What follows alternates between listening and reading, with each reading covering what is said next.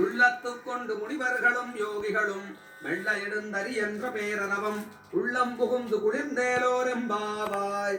கீசு கீசென்றெங்குமானை சாத்தன் கலந்து பேசின பேச்சரவம் கேட்டிலையோ பேய் பெண்ணே காசும் பிறப்பும் கலகலப்ப கை பேர்த்து வாசனருங்குழலாய்ச்சியத்தினால் ஓஷப்படுத்த தைரவம் கேட்டிலையோ நாயகப் பெண் பிள்ளாய் நாராயணன் மூர்த்தி கேசவனை பாடவும் நீ கேட்டே கிடத்தியோ தேசமுடையாய் திரவேலோரெம்பாவாய்.